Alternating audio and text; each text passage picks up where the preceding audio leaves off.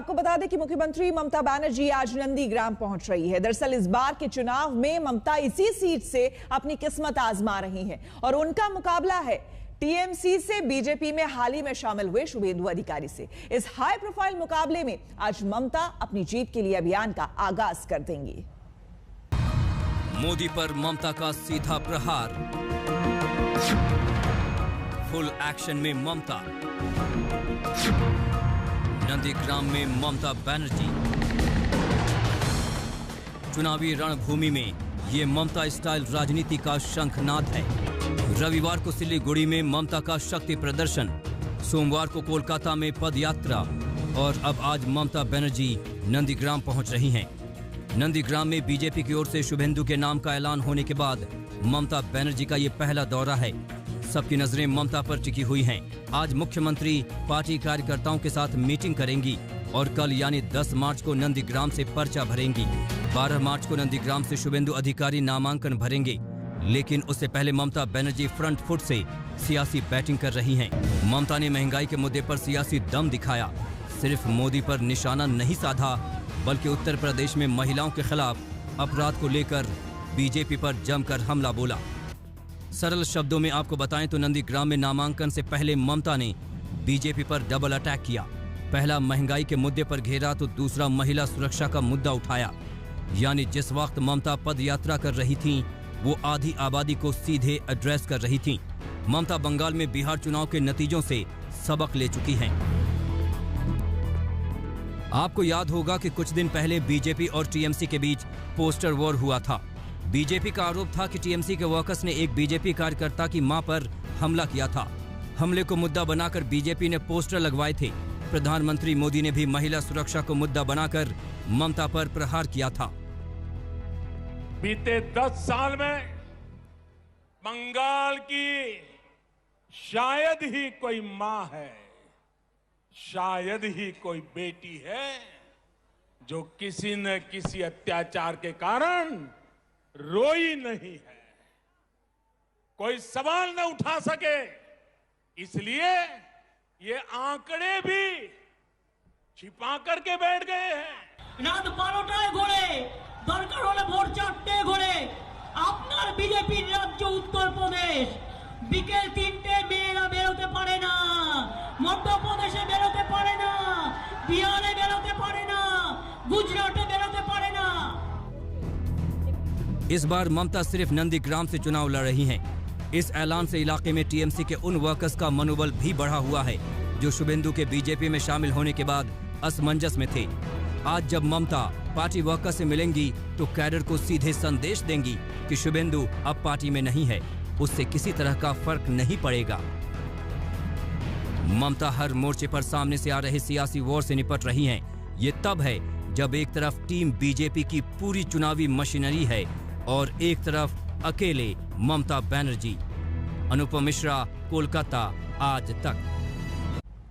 पश्चिम बंगाल के सियासी महाभारत का सबसे बड़ा केंद्र बन गया है नंदीग्राम। यहां टीएमसी और बीजेपी के लिए नाक की लड़ाई है, लिहाजा जीत के लिए दोनों पार्टियों ने कोई कसर नहीं छोड़ी है। अभी 2 दिन पहले ही प्रधानमंत्री मोदी अपनी कोलकाता की रैली में भी नंदीग्राम का जिक्र करते नजर आए। असल सियासी खेल तो नंदीग्राम में है, जहां से मुख्यमंत्री ममता बनर्जी इस बार चुनाव मैदान में हैं। ममता के सामने हैं कभी उनके कमांडर रहे शुभेंदु अधिकारी। जब आपकी प्रधानमंत्री का ये तंज ममता के नंदीग्राम चुनाव लड़ने को लेकर है। ममता की स्कूटी तो हावड़ा में डगमगाई थी, लेकिन पीएम मोदी ने इशारों में बता दिया कि इस बार ममता को मात खानी पड़ेगी। पूरी बीजेपी ममता के किले को ढाने में दमखम से जुटी है। नंदीग्राम में ममता के खिलाफ बीजेपी की कमान संभालने वाले शुभेंदु तो मुख्यमंत्री को बाहरी करार दे रहे हैं। जय बोल रहा है पब्लिक, इधर भाजपा का कैंडिडेट जीतेगा, ममता बनर्जी हारे, बुरी तरह से हारेगा। कभी ममता के कमांडर माने जाते थे शुभेंदु अधिकारी, उन्होंने अब ममता का साथ छोड़ दिया है और सत्ता को ललकारने वाली बीजेपी के साथ हो चले हैं। इस बार उन्हें बीजेपी ने ममता के खिलाफ मैदान में उतारा है। इधर कमल जीतेगा, चलिए कमल का फूल जीतेगा। ये वही नंदीग्राम है जहां से ममता सत्ता की सीढ़ी चढ़ी। उसी वक्त शुभेंदु की सलाह, उनकी ताकत, उनका जनाधार सब कुछ टीएमसी के लिए था। लेकिन अब शुभेंदु नंदीग्राम में बीजेपी का चेहरा है। पार्टी यकीन कर रही है कि शुभेंदु ही नंदीग्राम का किला फतेह कर सकते हैं। शुभेंदु का प्रभाव और भारतीय जनता पार्टी का प्रभाव दोनों मिलकर 1 पे 11 हो रहे हैं और इसलिए शुभेंदु की जमीन है वहाँ और भारतीय जनता पार्टी का साथ है, इसलिए वो बहुत ज्यादा ताकतवर है और इसलिए मेरा मानना है कि शुभेंदु वहाँ से चुनाव जीतेंगे और ये मेरा राजनीति कार्यकर्ता के रूप में मेरा विश्लेषण है, मेरा अनुभव है और 6 साल का मेरा बंगाल का अनुभव है कि वहाँ पर किस तरीके से राजनीति हुई है और किस प्रकार ममता जी अलोकप्रिय हुई है वहाँ पर। नंदीग्राम में शुभेंदु अधिकारी का वर्चस्व रहा है, जिसकी बदौलत बीजेपी लड़ाई को आगे बढ़ा रही है। इससे पहले नंदीग्राम में बीजेपी का हाल बुरा था। 2016 विधानसभा चुनाव में पार्टी को महज 5.4% वोट मिले थे। तब टीएमसी के टिकट पर शुभेंदु अधिकारी की जीत हुई थी। बीजेपी उम्मीदवार नंदीग्राम से तीसरे नंबर पर रहे थे। और तो और 2014 में जब मोदी की लहर थी, उस वक्त भी यहाँ बीजेपी का सिक्का नहीं चला था। इस बार ममता के लिए सत्ता की लड़ाई हैट्रिक वाली है। আমি আপনাদের কাছে বলবো, আমি বারবার আসবো, নন্দীগ্রাম আমার হচ্ছে একটা লাকি জায়গা। 2016 ইলেকশনের আগে আমি নন্দীগ্রাম থেকেই আমি আমার ইলেকশন ঘোষণা করেছিলাম। नंदीग्राम का दंगल बंगाल चुनाव का महासंग्राम बन गया है। हर किसी को इंतजार है कि नंदीग्राम का जनमत किसका साथ देता है और यहाँ 3 पंखुड़ी वाला फूल खिलता है या कमल। प्रेमा राजाराम और सूर्याग्नि रॉय के साथ अनुपम मिश्रा, कोलकाता आज तक। उत्तराखंड में मुख्यमंत्री त्रिवेंद्र सिंह रावत को बदलने की खबरों को लेकर सियासी सरगर्मी बढ़ गई है। देहरादून से दिल्ली तक हलचल है। दिल्ली में बीती रात बैठकों का लंबा दौर चला। मुख्यमंत्री त्रिवेंद्र सिंह रावत ने बीती रात नड्डा से भी मुलाकात की। आज वो देहरादून लौट रहे हैं। त्रिवेंद्र सिंह रावत की कुर्सी कितने दिन की, ये ऐसा सवाल है जिस पर कयासबाजी का दौर जारी है। बीते कुछ दिनों में उत्तराखंड में जारी सियासी सुगबुगाहट उस वक्त तेज हो गई जब पार्टी आलाकमान ने त्रिवेंद्र सिंह रावत को दिल्ली बुला लिया। सोमवार को अपने सभी कार्यक्रम रद्द कर रावत दिल्ली पहुंच गए। देखिए, अब आप क्या चला रहे हैं तो मुझे मालूम नहीं है, लेकिन हाँ, मैं अपने नेतृत्व से मिलने आया हूँ। मैंने उनसे समय लिया है और मुझे अभी समय देंगे, मैं उनसे मिलूंगा। सर, और भी कई मंत्री और विधायक भी आए हैं। आते रहते हैं दिल्ली भाई।